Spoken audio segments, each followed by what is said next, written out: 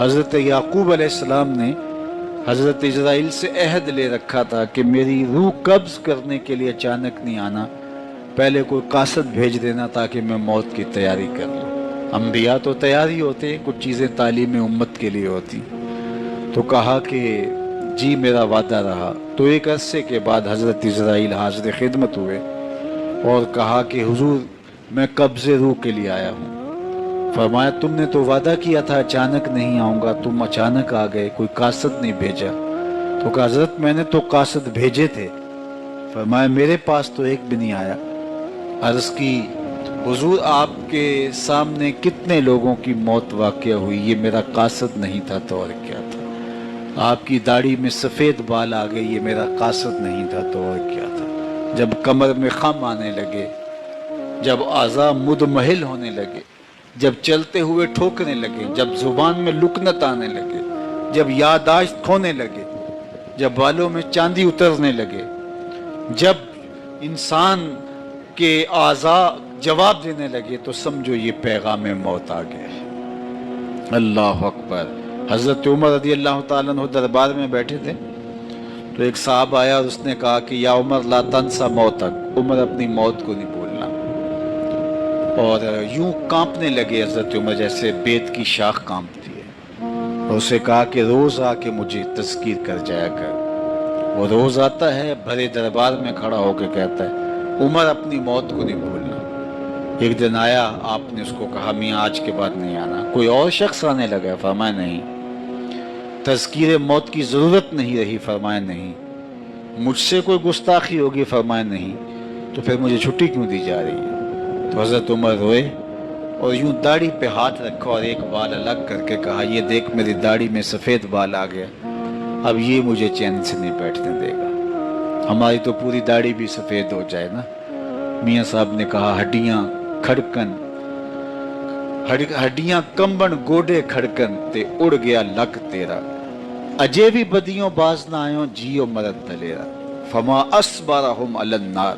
اللہ قرآن میں فرماتا ہے کتنا حوصلہ ہے لوگوں کا آگ پر، کتنی ڈٹائی کے ساتھ کہہ دیتے ہیں یہ جہاں مٹھا گلا کس نے ڈٹھا۔ قبرستانوں میں جا کے دیکھو کس کس نے دیکھا ہے آخر والا جہاں۔ حضرت سیدنا غوث اعظم الشیخ عبد القادر الجیلانی علیہ رحمہ و رضوان فرماتے جاؤ قبرستانوں میں جا کر دیکھو کیسے کیسے حسینوں کی مٹی خراب ہو رہی ہے، جو بدن پہ چٹکی مٹی نہیں پڑنے دیتے تھے آج ان کے کفن بھی تار تار ہو گئے۔ خیر کنے فلاں و غنیمت شمار عمر، زاں بیشتر کے بانگ برائت کے فلاں نماز۔ تو نے بھی چلے جانا ہے، یہاں بیٹھ نہیں رہنا۔ یہ اٹھتے ہوئے جنازے تجھے عبرت دیتے ہیں، یہ پھیلی ہوئی قبریں تمہیں بتاتی ہیں کہ میاں تم بھی اسی مٹی کا رزق بننے والے ہو، تم ہی یہی چادر اوڑھ کے سونے والے ہو۔ تم دو لباس کے دو کپڑوں کے اندر، دو سفید چادروں کے اندر ملبوس، کہاں گئی وہ پوشاکیں، کہاں گئے وہ برانڈ، کہاں گئے وہ تمہارے قیمتی بیڈ، اور کہاں گئے اے سی لگے ماحول سے آراستہ کمرے۔ امیر ہے یا غریب ہے وہ 2 گز زمین، اور وہی مٹی کا اوڑھنا، مٹی کا بچھونا، وہی 2 گز کفن، وہی کل کائنات، اور وہاں جو کیے ہوئے عمل ہیں وہی سکہ رائج الوقت ہوگا۔ تو قبل اس سے کہ وہ وقت آ جائے اور پھر ہاتھ ملے، فلاں چیخ چیخ کے کہتا تھا مجھے اس کی بات سن لینی چاہیے تھی، فلاں پکار کے کہتا تھا اس کی آواز پہ کان دھرنا چاہیے تھا، فلاں اٹھتا ہوا جنازہ مجھے عبرت دے دیتا، فلاں بندے نے مجھے یہ کہا تھا اس کی بات پہ کاش میں عمل کر لیا ہوتا۔ لیکن اس دن پچھتاوے سے کیا ہوگا؟ آج کا پچھتاوا کل کی بہتری کا ضامن ہو سکتا ہے، آج کا پچھتاوا زندگی بدل ہو سکتا ہے، آج کا پچھتاوا توبہ کا سبب و ذریعہ ہو سکتا ہے، آج کا پچھتاوا دل کے میل اتار سکتا ہے، اور کل کا پچھتاوا سوائے حسرت بڑھانے کے، سوائے دکھ بڑھانے کے، سوائے تکلیف میں اضافے کے اور کچھ نہیں ہوگا۔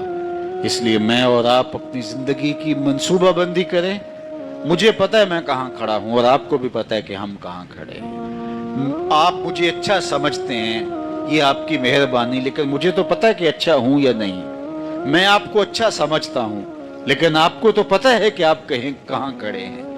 اس لیے اپنے ضمیر میں جھانک کر کے دیکھیے، اپنے من میں اتر کر کے دیکھیے، اپنا محاسبہ کیجئے، اپنے اعمال کا تجزیہ کیجئے، جو نیکیاں کی ہیں اور جو برائیاں کی ہیں ان کا اندازہ کیجئے۔ جو برائیاں کی ہیں وہ تو کنفرم برائیاں ہیں، اور جو نیکیاں کی ہیں ذرا دیکھیے وہ نیکیاں ہیں یا ریا کے لیے کی ہیں، دکھلاوے کے لیے کی ہیں۔ نیکیاں کسی کو دکھلانے کے لیے کی ہیں، کس مقصد کے لیے نیکیاں کی ہیں؟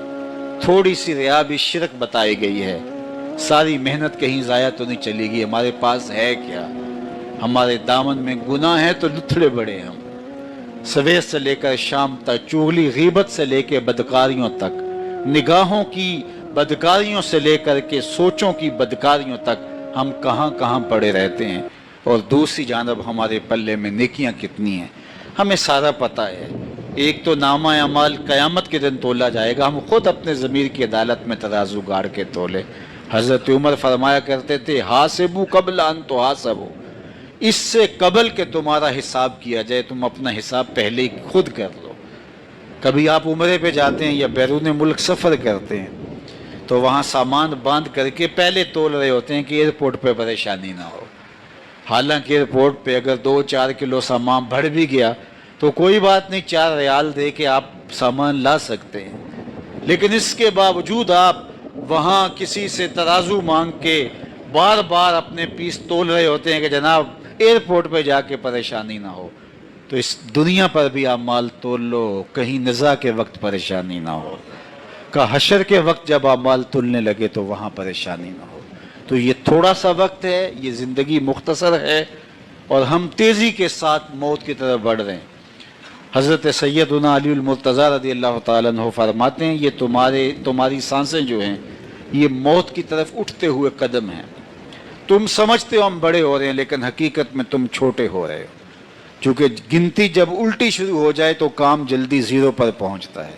کبھی آپ اشارے پہ رکے ہوں تو 60 سے نیچے آ رہی ہو یا 70 سے یا 120 سے، تو کام تو زیرو پہ آ جاتا ہے، اور جب کام زیرو پہ آ جاتا ہے تو پھر لال بتی